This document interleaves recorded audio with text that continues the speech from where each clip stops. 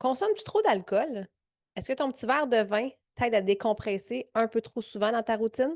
As-tu déjà pensé même arrêter ta consommation d'alcool? Eh bien, aujourd'hui, je reçois Julie Bloom, qui est une de mes clientes et qui a décidé, il y a quelques années, d'arrêter complètement sa consommation d'alcool. J'ai eu l'occasion de la recevoir il y a quelques mois, mais j'avais envie de garder cette entrevue-là pour le mois de février où justement, il y a souvent des gens qui embarquent dans le Dry February. Mais au-delà de la tendance du défi du mois de février sans alcool, j'aimerais que tu comprennes aussi l'impact que cette activité-là, que cette habitude-là a pris dans ta vie. Parce que toi aussi, tu peux te permettre de briller.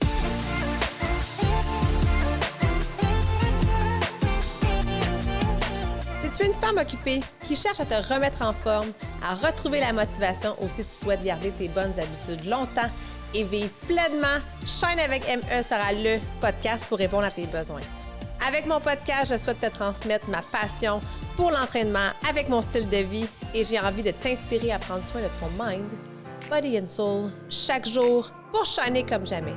Mon nom est Marie-Ève Tétrault, je suis ta coach fitness. Merci d'être là et bonne écoute.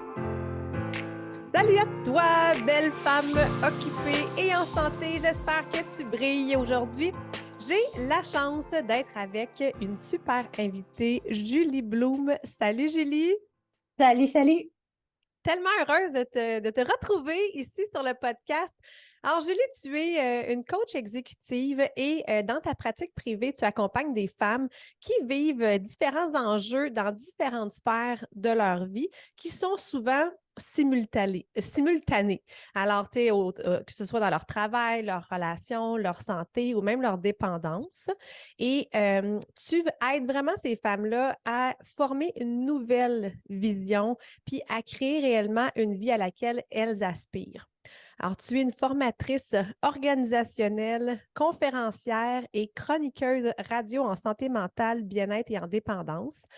Ta mission, c'est vraiment de prévenir la souffrance et d'aider les gens à vivre mieux, en équilibre et en maximisant leur énergie. Alors, c'est pour ça, je pense que nos deux énergies se rencontrent très bien. Et tu as la chance de travailler à l'international en français, en anglais et en espagnol. Alors, c'est vraiment un grand bonheur de t'avoir avec moi aujourd'hui. Merci d'avoir accepté l'invitation. Oh, merci, grand plaisir d'être ici avec toi. Puis t'es rayonnante, lumineuse, égale à toi-même. Ah, merci, t'es fine. On veut shiner, hein? C'est ça le but c'est la mission ultime du podcast. Donc, aujourd'hui, on va parler d'un sujet un peu tabou, un sujet qu'on ne parle pas assez souvent, je trouve, à mon goût. On va parler des dépendances, mais surtout de la dépendance à l'alcool. Euh, Tu sais, toi, tu es quelqu'un qui est sobre depuis plusieurs années. Moi, je suis vraiment pas là. Et là, je me mets à nu devant vous. Depuis les dernières années, avec la pandémie, on dirait qu'il y a eu quelque chose, un petit accroche-pied dans le petit verre de vin.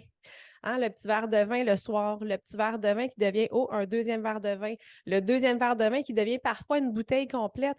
Et je trouve que c'est difficile d'arrêter d'être dans d'être dans ces habitudes-là, hein, cette mauvaise habitude-là, veux pas de consommer de l'alcool sur une base régulière. Je suis moi-même une sportive, je suis une maman occupée, je suis entrepreneur. On dirait que mon petit verre de vin, c'est devenu une genre de récompense pour mes grosses journées de travail. Mais comme les grosses journées de travail sont quasiment tous les jours, ben ça donne envie de prendre un petit verre de vin à tous les jours. Alors, Julie, merci d'avoir accepté de parler de ce sujet-là, puis surtout de nous ouvrir sur ton histoire à toi. Dis-nous justement, d'où c'est parti là, cette idée-là d'arrêter de consommer de l'alcool. Parfait. Tu sais, on se parlait un peu avant le podcast de la culture. La culture dans laquelle on a grandi où plaisir, fun est associé à l'alcool. Fait que ça, c'est important de le nommer parce que on est endoctriné depuis qu'on est jeune, qu'on a l'âge de pouvoir boire de l'alcool. Qu'est-ce qu'on va faire? On va boire. Fait qu'on a associé ça au moment heureux. Fait que ça fait vraiment partie de notre culture. Fait que déjà, ça, je pense que c'est important de le nommer. Puis, côté santé, mon expérience à moi, c'est qu'il y a quelques années, j'ai souffert de stress post-traumatique. Il est arrivé des événements dangereux. J'étais enseignante au niveau collégial, puis il y a eu, c'est ça, des événements dangereux dans mon milieu de travail qui ont fait que j'ai souffert de stress post-traumatique. Puis, j'ai été malade, très malade physiquement, mais aussi psychologiquement. Puis, je te dirais que moi, ma consommation d'alcool, je suis maman d'une fille de 13 ans. À ce moment-là, ma fille avait peut-être 6, 7 ans. Fait que ça faisait plusieurs années que je roulais à boire, quand même de façon soutenue. Fait que j'étais rendue que je buvais chaque jour.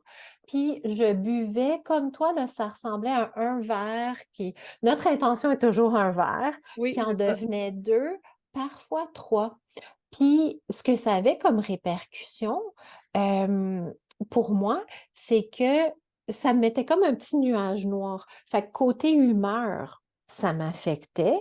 La nuit, souvent, ça faisait que j'avais tu sais, je me réveillais un petit peu à 3 heures du matin, ça me donnait chaud, tu sais, vraiment classique. Ça affectait ma patience. Puis, tu sais, puis je vois ça beaucoup avec mes clientes. Moi, ce que je trouve là, ça affecte beaucoup au niveau de l'énergie, du niveau d'énergie. Tu sais, le matin, quand tu as bu la veille, peu importe si c'est un peu, chaque matin n'est pas un bon matin. Les probabilités même sont plutôt faibles que ce soit un bon matin. Puis ce que j'ai réalisé aussi au fil du temps avec mes clientes, c'est que ça affecte l'énergie, mais aussi la créativité, Mmh. l'habileté de trouver des solutions. Fait qu'on reste souvent dans une espèce de statu quo où on veut pas, on voudrait changer notre vie, on voudrait faire des changements, mais boire, quelques verres le soir, ben, souvent, je sais pas toi, là, mais la différence, juste de dire: «Une fois que j'avais consommé de l'alcool», je suis quelqu'un de sensible aussi, fait que penser, par exemple, faire la vaisselle après avoir bu de l'alcool ou la léthargie, là, j'étais plus du type à me liquéfier dans le sofa, right? Oui. Puis, fait que moi, c'est ça, ça m'affectait de cette façon-là. Est-ce que j'étais, étendue dans une flaque de vomi de Jack Daniel's? Pas du tout. J'étais ce qu'on appelle une buveuse de zone grise. Puis tu sais quoi? Je sais pas si je t'en avais parlé, j'ai reçu la sobriété en cadeau. Mmh. J'ai reçu la sobriété en cadeau par le biais de la maladie. Fait que quand j'ai été, je ping-pongue un peu là, mais quand j'ai commencé à souffrir de stress post-traumatique, j'étais aussi en épuisement. Fait que le corps me lâchait au complet. J'arrêtais pas d'être malade, mon système immunitaire très bas.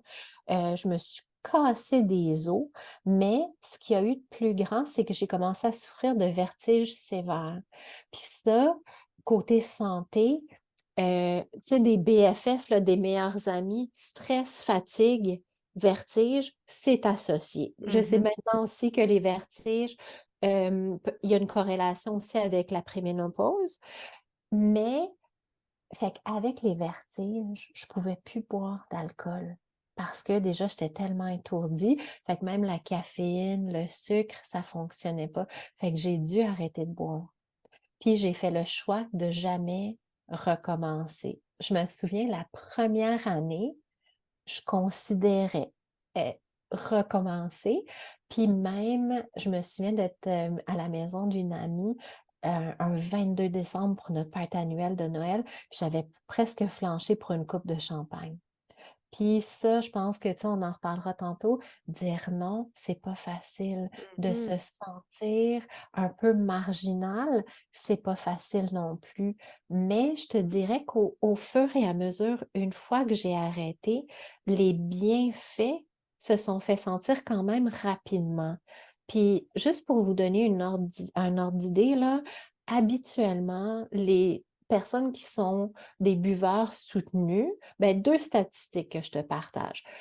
On va rester dans un mal-être, une insatisfaction de notre consommation, en général 6 ans avant de faire quelque chose pour la changer. Fait Wow! qu'il y a beaucoup d'années de souffrance. Hey, Ça, 6 c'est ans, c'est tu sais, en même temps, 6 6 ans. ans, ça passe super vite. mais c'est quand même un 6 ans de notre vie où tu l'as dit, là, c'est un mal-être, où on n'est pas à l'aise là-dedans, puis Mm. qu'on n'ose pas faire des changements. Puis ça veut dire, puis ça, c'est une statistique, donc ça veut dire qu'il y a des gens qui le font beaucoup plus tard, il y en a qui vont le faire plus tôt, mais Mhm. en tout cas, j'espère que ce podcast-là va peut-être pouvoir justement éveiller des gens qui pourront passer à l'action justement pour se sentir mieux au jour le jour, hein. Oui, c'est ça. Puis, tu sais, les buveurs de zone grise, ben, c'est jamais si dramatique. Fait que souvent, on se dit, euh, ben, demain, je boirai pas. Puis là, 5 heures arrivent, on a oublié même. Là, la bébite de la dépendance, là, c'est fort dans le cerveau. Fait qu'on restait, puis j'ai tellement été, comme tout le monde, une personne qui voudrait pouvoir modérer. Tu sais, il y en a des personnes qui sont capables de boire une petite coupe de vin un soir, ils ferment la bouteille. C'est pas moi. J'ai essayé longtemps, j'ai essayé plusieurs fois de me convaincre, mais à un moment donné, la folie, c'est de répéter toujours la même chose puis d'espérer un résultat différent. Différent, Je oui. n'avais pas un résultat différent. Puis ça faisait longtemps que je voulais ça. Fait que tranquillement, puis la deuxième statistique que je voulais te partager, c'est que quand on arrête de boire de l'alcool, on ressent des bienfaits vraiment rapidement, mais il faut pas se mentir. Puis là, j'écoute, j'ai pas l'intention de gagner le championnat de la popularité aujourd'hui, mais ça a des effets sur notre cerveau. Ça détruit notre matière blanche, notre matière grise. Puis les statistiques aussi nous démontrent, la science, que ça prend entre 12 et 18 mois pour aller tout récupérer nos habiletés au niveau cognitif, parce que c'est ce que ça affecte, c'est le cortex préfrontal. Fait que pour être capable de récupérer ça, ça prend du temps. Puis, c'est pas juste les habiletés cognitives, c'est les habiletés émotives aussi qui passent par là. Fait que, tu sais, quand on dit on est plus impatient, on est plus irritable, on a plus de troubles à gérer nos émotions, bien ça, de sortir l'alcool de l'équation, c'est un game changer, à mon Ah, puis avis. je te crois. Parce que tu l'as bien dit, c'est socialement acceptable de prendre un verre, de prendre des shooters dans un party, de prendre une bière après le travail, l'été sur le bord de la piscine, un petit drink, on va en vacances, qu'est-ce qu'on fait? On boit des pina coladas. Donc, c'est vraiment accepté par tout le monde de prendre un verre. Puis prendre un verre, comme tu as mentionné, c'est pas nécessairement de caler une bouteille de scotch à tous les soirs, mais c'est de prendre de l'alcool sur une base régulière, puis 90% des gens, peut-être, j'ai aucune statistique, là, mais je pense qu'il y a énormément de gens, puis surtout depuis les dernières années, on a tellement été enfermés à la maison en ne pouvant quasiment faire rien d'autre que ça.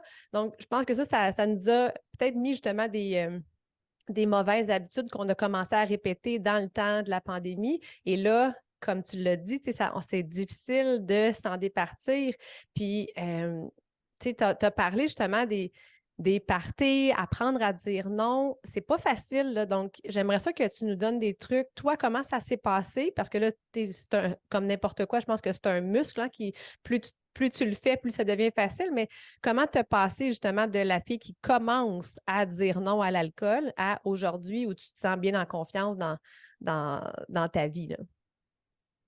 Avant de rentrer là-dedans, j'aimerais juste mentionner que si vous ressentez un inconfort par rapport à votre consommation d'alcool, souvent on a tendance à se dire que c'est un parce qu'on n'a pas de volonté, Mm. un trait de caractère, un défaut. Moi, je veux juste rappeler que l'alcool est une substance addictive.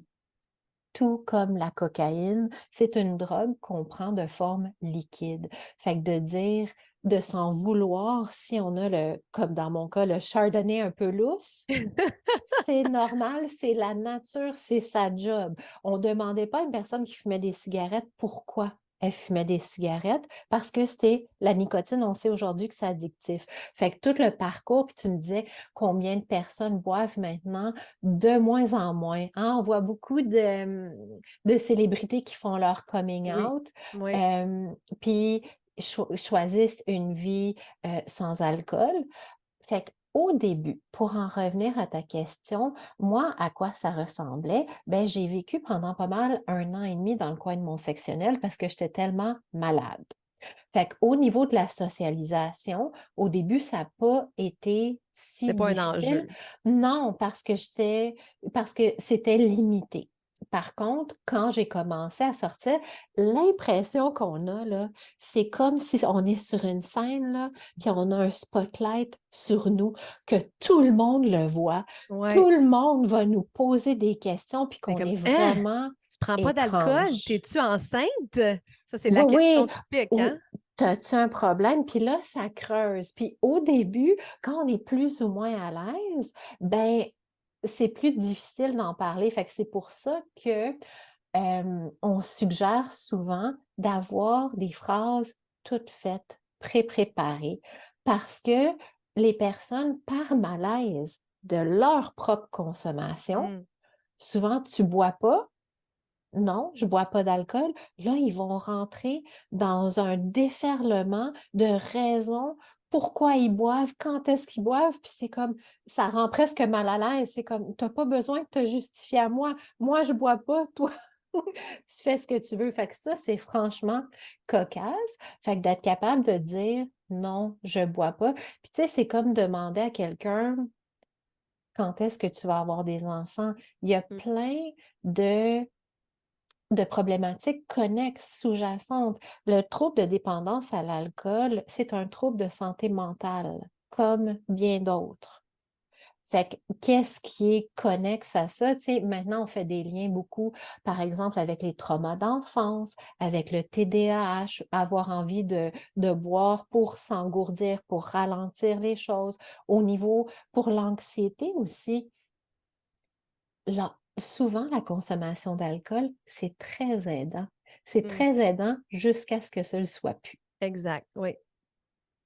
Puis puis dans cette optique-là, tu sais, ouais, c'est important de voir qu'est-ce qu'on fait, qu'est-ce qu'on dit. Fait qu'en premier lieu, savoir pourquoi on le fait.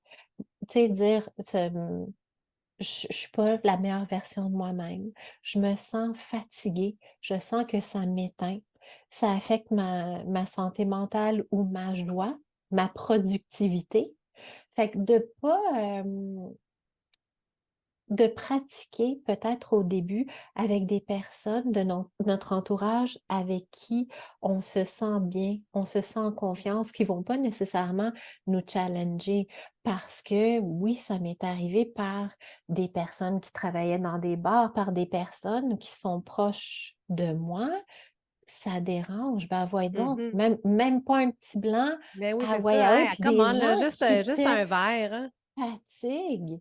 Ouais, c'est ça, puis tu sais, pour quelqu'un qui est en rétablissement, hem, il y a des dangers. C'est fragile, arrêter de boire de l'alcool. Fait que tu sais, si prendre une gorgée par mégarde ou tout ça, ça peut, hem, nous provoquer une rechute. Mmh. Fait que c'est vraiment important. Puis j'ai oublié tantôt de vous dire que j'œuvre aussi comme facilitatrice avec une grande organisation qui s'appelle She Recovers. Oui.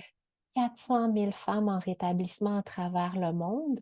Fait que dans cette communauté-là, c'est une communauté où justement on se soutient du début, quand les femmes, commencent leur rétablissement. Réaliser qu'on a une problématique, bon, on a établi déjà que souvent ça prend du temps avant qu'on soit capable de faire quelque chose. Malheureusement, il y a souvent la question de toucher le bas-fond. Mmh. Puis moi, ce que je veux apporter aussi comme message, c'est que c'est pas nécessaire d'aller toucher un bas-fond pour arrêter, pour questionner la relation qu'on a avec l'alcool, puis comment, à l'aise on se sent. Puis la première question à se demander: c'est pas nécessairement selon Éduc-Alcool, selon les paramètres, est-ce que j'ai une consommation problématique? Non, c'est comment je me sens moi par rapport à ma consommation. Oui, oui, tout à Qu'est-ce que fait. tu en penses? Oui, je suis 100% d'accord. Puis ce que j'aime beaucoup dans ce que tu as dit, c'est que beaucoup de gens, puis que ce soit avec l'alcool, que ce soit dans une relation toxique, que ce soit avec son travail, souvent les gens, on est obligés d'aller dans le fond du baril, de tomber à terre, d'être en dépression, d'être vidé, de Mhm. ne plus avoir d'énergie avant de réaliser comme ah ouais, hein, c'est vrai, je pense que je suis fatiguée. On est capable on le sait. On le sait, c'est juste qu'on dirait qu'on ne veut pas le voir. On se met un peu des œillères de faire comme non, non, non, tout est beau, tout est beau. Puis éventuellement, ben là, c'est là qu'on frappe le fond. Mais je trouve que c'est un beau message d'espoir que tu dis. Puis moi, je suis vraiment comme ça. J'ai tout le temps été une de ces filles-là. Je suis capable de le voir, le bas fond, mais je m'y rends pas parce que justement, je me réajuste. Tu sais, là, je suis justement en quête de me dire, bon, l'alcool, elle me sert-tu? Présentement dans ma vie, elle me sert plus. Donc, je suis dans un processus de réduire, voire même éliminer. Je ne sais pas où ce que ça va m'amener, mais je le vois, je le ressens. Tu parlais de sommeil. Que ce soit un verre ou une bouteille, le sommeil est affecté par l'alcool. C'est différent. On se réveille le lendemain matin avec une façon complètement différente quand on n'a pas aucune goutte, aucune trace d'alcool dans le corps. Je le vois dans ma productivité, dans mon humeur. Tu en as parlé, pourtant, je suis quelqu'un de super positive, avec ou sans alcool, mais je vois encore plus mon côté shine qui est encore beaucoup plus présent quand je ne bois pas d'alcool que lorsque j'en bois. On est plus patiente, on est plus posé, on est capable d'accomplir plus, justement. Puis ça me convient beaucoup plus avec la femme que j'ai envie d'être. Puis ça m'amène un peu à poser la question, quelle personne as-tu envie d'être? Quelle personne as-tu envie d'incarner? Et est-ce que cette personne-là consomme de l'alcool sur une base régulière? Si la réponse c'est oui, tu fais ce que tu as à faire. Mais pour moi, la fille en forme, la coach, la fitness, la maman, l'entrepreneur, la top des chefs d'entreprise, clairement qu'elle ne boit pas de l'alcool sur une base régulière. Alors ça m'aide énormément dans mon focus pour me ramener justement quand 5 heures arrive là, et que le petit temps, moi c'est du Sauvignon blanc que j'aime beaucoup. Quand le petit temps du Sauvignon Mhm. arrive, ben là, je me ramène justement à cette identité-là à laquelle je me rattache. Donc ça peut être super important à faire, à se poser la question justement, est-ce que les actions que je pose au quotidien m'amènent vers l'identité de la personne que j'ai envie d'être aujourd'hui puis d'être dans le futur? C'est super important ce que tu nommes de se positionner parce que on a beaucoup de croyances. Encore une fois, tu sais, quand on disait l'association fun, Oui. plaisir égale alcool. Fait que de les séparer, puis je suis la première, je te dis, quand je buvais de l'alcool que j'avais mon époque de chardonnay lousse, euh, quelqu'un autour de moi qui ne buvait pas, c'était un mot à dix plate, puis c'était Hum, quelqu'un de franchement douteux. Je hum, l'ai pensé, mea culpa, je l'avoue. Puis de dire, tu sais, souvent, mais les gens vont me demander littéralement, mais c'est pas plate ta vie, qu'est-ce que tu fais pour avoir du fun? Puis moi, ce que je Imagine. réponds, c'est ma vie est tout sauf plate à cause que je consomme pas d'alcool. Les probabilités que mes matins soient bons, la vie est pas parfaite avec des Disneyland, avec des petits oiseaux, puis il fait toujours soleil. Non, mais je te dirais que overall, mon coefficient joie, bonheur, patience, etc., est beaucoup plus haut. Puis le cycle, on va se le dire, c'est jeudi, vendredi. Fait que à quoi ça ressemble vraiment? Ça ressemble à on relaxe, on se lâche lousse un peu le vendredi soir, par exemple. Samedi matin, magané. On passe notre samedi matin à essayer de se recalibrer le lendemain de veille. Samedi soir, super en ami, on reboit. Dimanche matin, file pas top, on essaie de se remettre les petites brassées. Fait que qu'est-ce que ça fait? Ça fait souvent des week-ends de souffrance. Hum, Puis, ce qui se passe aussi, c'est que quand on vient à un moment donné, quand ça fait assez longtemps qu'on est désaligné, on se dit: «Demain, je boirai pas», mais on boit, ben qu'est-ce que ça fait au niveau, justement, identitaire de l'estime de soi? C'est que je fais pas ce que je dis, je vis pas en Exact. alignement. Fait qu'il faut pas rester là-dedans trop longtemps.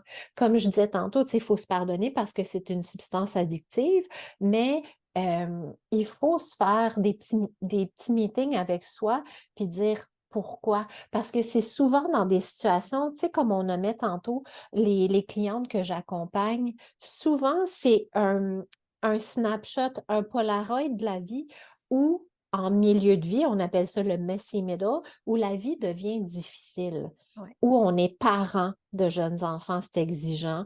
Le travail, on a besoin de performer. Souvent, on a des obligations financières.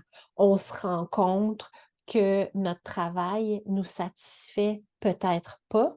Puis, toute cette dynamique-là avec ou créer des difficultés au niveau relationnel. Fait que ça, c'est comme le terreau parfait pour créer une problématique de dépendance à l'alcool. Fait que si c'est le cas, ça ressemble souvent à ça parce qu'il y a des raisons qui font qu'on boit d'une part, mais de deux, tout l'aspect culturel puis Mmh. l'association qu'on a eue, ça vaut la peine d'en parler un peu plus puis de réfléchir où je suis. Parce que dans notre processus, tu sais, quand on arrive à peu près à la quarantaine, souvent on se rend compte, on a besoin de faire des choix, d'évaluer, est-ce que je vis la vie que je veux? Puis Mmh. sinon, s'il y a des changements justement au niveau identitaire à faire, parce qu'on porte souvent le bagage des valeurs de ses parents, de Ouais. nos amis, puis de faire, tu sais, peser sur Puis le de la bouton société pause. aussi, là. Mais oui, puis dire, mais ça, est-ce que c'est moi? Mmh. Est-ce que c'est ça que je veux pour mon présent et pour mon futur? Fait que c'est. Puis pendant que je te parle de ça, as-tu déjà entendu parler du Happiness U-Curve? Non, ça me dit absolument rien. Il y a une courbe du bonheur, de notre perception du bonheur, qui ça fait vraiment un U, puis au plus bas de notre perception du bonheur, c'est quand on a entre 47 et 49 ans. Fait qu'il y a vraiment un déclin à partir de la vingtaine qui remonte. Hem, puis souvent, ça parle parce que la pente descendante est souvent début quarantaine. Mmh. Il y a beaucoup de choses à aller régler. On les pense, hem, partiellement, temporairement avec l'alcool, mais à un moment donné, il y a autre chose il y a d'autres réflexions à avoir puis des changements à faire. Mmh. Ouais, c'est puis, ça revient un peu à faire des bilans de vie. Puis ça, je trouve ça super important. Puis moi, c'est des choses que je fais faire à mes coachés aussi, 1 à 2 fois, voire même 3 fois dans l'année. Je trouve ça super important de prendre une photo, hein, prendre un portrait tu sais, une photo physique, oui, mais un portrait de globalement la personne qu'on est, la personne qu'on a envie de devenir, puis de mettre des actions concrètes, justement, qui vont faire en sorte qu'on est capable d'avancer vers cette personne-là. Est-ce que c'est toujours parfait puis on arrive en ligne droite? Jamais. Des fois, on fait des petits détours, des fois, hop, on recule un petit peu, on avance, mais de tendre vers cette personne-là un pas à la fois, c'est vraiment la meilleure recette du succès. Mais c'est important de les faire, ces bilans-là, puis c'est confrontant de les faire. Donc, je comprends qu'il y a plein de gens qui les effacent, qui les effacent, qui les effacent, mais on passe tout par là.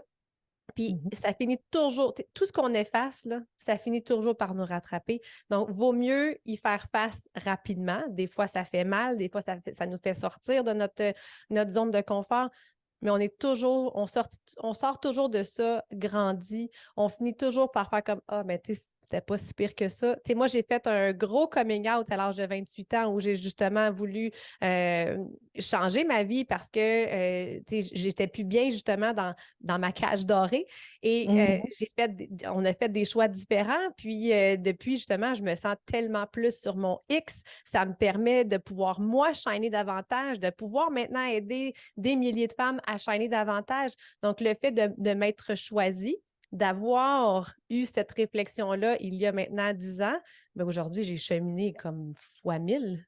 Alors que si j'avais Mais oui. effacé ça, si j'avais pas voulu voir, mais qu'est-ce que j'aurais développé? Une dépression, un burn-out, un cancer. Assurément, c'est là que je m'en allais. Mhm, Donc, le fait de vouloir justement faire des mises au point, peu importe l'âge qu'on a, c'est super important. Puis je trouve ça important de pouvoir se donner cette latitude-là, de pouvoir évoluer, de pouvoir mhm. changer. C'est l'humain, justement, on a cette grande capacité-là d'adaptation. On peut devenir qui on veut. Ça, c'est merveilleux. Mais tout à fait. Mais là, ce que ça m'amène à penser, c'est qu'il y a un effet de l'œuf ou la poule. Je Mm. t'explique. Euh, pour moi, dans mon expérience, l'abstinence, puis le cheminement vers la sobriété, a vraiment été la clé pour aller guérir, Mm. puis pour faire des changements. Fait que souvent, la consommation d'alcool va nous empêcher. Fait que qu'est-ce qui vient avant? Est-ce qu'on se crée des problèmes? Est-ce que nos problèmes sont créés par notre consommation d'alcool? Puis est-ce qu'on boit de l'alcool à cause des problèmes qu'on a créés? Fait que par où on commence là-dedans? Parce qu'il y a plein de personnes qui vont prendre, par exemple, des médicaments pour une dépression, mais ils n'arrêteront pas de boire de l'alcool parce qu'ils n'y arrivent pas. Puis c'est la première chose qu'ils vont dire, mais va-tu falloir que j'arrête mon vin rouge? Mm. Quand on sait que l'alcool exacerbe l'anxiété et est un dépresseur. Oui. Fait qu'en lui-même, fait que de dire enlever ça, souvent c'est la première chose à faire. Si ça ne va pas, c'est difficile, c'est confrontant. Souvent, on est dans le déni, on ne veut pas, mais c'est souvent la clé pour commencer à se désembourber des herbages hauts, si tu veux. Puis Oui. ça, tu sais, écoute, j'ai accompagné certaines femmes dans leur première année, 18 mois de sobriété. Puis, tu sais, il y en a une, là, écoute, elle m'a fait pleurer. J'avais écrit un courriel pour la féliciter de son anniversaire d'1 an. Puis, elle m'a réécrit en me disant, Julie, tu sais, puis ça a été un parcours houleux, c'était difficile, elle ne voyait pas toujours la raison pour laquelle elle perdait ça de vue. Puis elle m'a dit, il y a quelques mois, il y a même 3 mois, si tu m'avais dit que j'arriverais à 1 an, mais pas juste ça, que je serais inscrite à un marathon avec ma fille, puis qu'on Wow. aurait, tu sais, rétabli la relation qu'on a, je t'aurais ri d'en face, mais ça peut avoir des répercussions spectaculaires sur Mm. une vie. Mm. C'est très inspirant, vraiment, là. Et en terminant, j'aimerais ça peut-être, parce que là, c'est sûr que ce sujet-là, on peut en parler des heures et des heures, mais j'aimerais Mhm. quand même ça qu'on puisse donner des pistes de solutions. S'il y a des femmes occupées, justement, qui nous écoutent puis qui se fassent comme, Oh my God, ça me parle, ce message-là. J'ai envie de commencer à quelque part. Tu sais, tu parlais que l'alcool, c'est une addiction, hein, c'est une dépendance. Dépendant. Mais il y a tout au niveau justement de notre système digestif, dans notre microbiote, ça vient Oui. dérégler des choses, puis ça crée justement cette envie-là, comme des rages de sucre, c'est un peu la même chose. Ça crée des rages d'alcool. Donc, Mhm. en rétablissant l'alimentation, en rétablissant l'inflammation du microbiote, on est aussi capable de voir justement diminuer ces rages-là. Mais toi, de ton côté, quand ta fête arrive, quand les parties entre amis, les soupers au restaurant, le temps des fêtes arrive, ça fait combien de temps de un que tu es sobre? En mars, ça va faire 6 ans. Wow! Wow! Oui. Puis moi, je chéris ça comme la prunelle de mes yeux. C'est la plus belle, le plus beau cadeau que Mm. je me sois donné. Le cadeau de la santé. Tu sais, on disait aussi, l'Organisation mondiale de la santé vient de se positionner. L'alcool est un cancérigène de type 1. Combien de temps ça va prendre à ce que dans les mœurs, ça change, c'est une chose. Mais de dire, tu sais, qu'est-ce que ça me fait quand c'est ma fête? C'est sûr que souvent, ça implique des changements au niveau social. Il y a des personnes où, quand la relation est basée sur la consommation Mhm. d'alcool, c'est plus nécessairement là où tu vas. Puis quand, sans alcool dans ta vie, ben, tu vas peut-être aller vers des personnes ou des types de conversations différentes. Comme moi, aujourd'hui, un des paramètres pour voir si je suis bien avec quelqu'un, j'aime m'entourer de personnes de qui je peux apprendre. Par Mhm. exemple, ça, j'aime ça beaucoup. Tu sais, c'est un de mes critères. Fait que de dire au début, maintenant, est-ce que ça me dérange de ne pas boire d'alcool? Non, c'est vraiment dans le changement des habitudes. Même si on ne le voit pas au début, ça change, puis on devient, la sensibilité est plus tant là. Fait que j'ai un vin sans alcool mousseux espagnol qui s'appelle Freixenet Ligero. Vous le regarderez si vous voulez. Écoute, ça fait tellement la job. C'est des bulles de bonheur, puis tout Oui, ça, mais je te dirais au quotidien, j'ai même plus besoin de remplacer ça.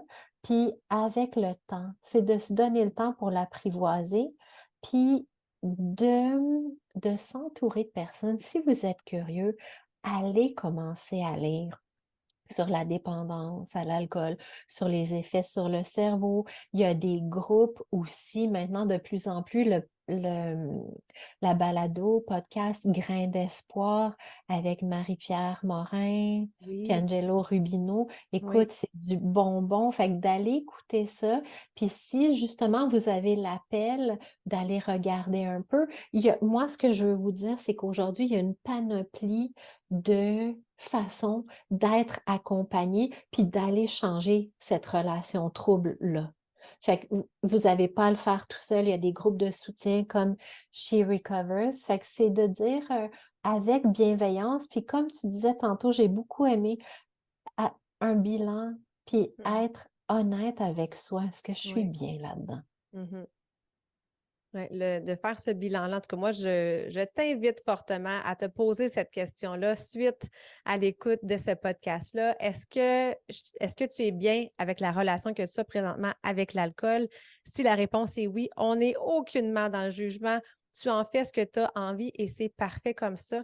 Mais si la réponse est non, je t'invite réellement à aller chercher du soutien, à joindre même mon groupe Facebook, parce que non, je ne suis pas un groupe Facebook de sobriété, mais on est quand même des femmes positives qui veulent justement améliorer leur santé, qui veulent améliorer leur alimentation, qui veulent bouger plus, qui veulent être plus positives, plus de bonne humeur, plus heureuses. Donc, ça aussi, ça peut être un bon groupe de soutien. Alors, tu peux aussi te joindre à nous pour qu'on puisse justement le faire ensemble puis t'accompagner là-dedans. Merci énormément, Julie, de ton authenticité, de ton partage, parce que, veux pas, ça reste que c'est un parcours très personnel, mais je suis honorée que tu aies choisi de le partager sur mon podcast.